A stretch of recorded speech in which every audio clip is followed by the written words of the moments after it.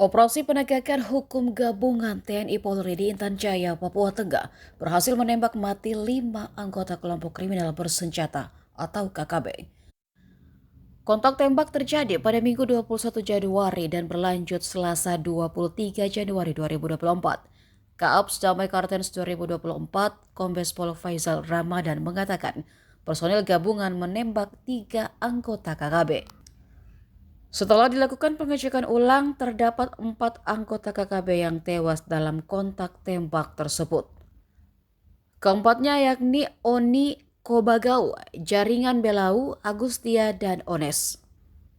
Sedangkan 1 anggota KKB lagi ditembak saat menembak pesawat yang hendak mendarat di Intan Jaya pada 23 Januari.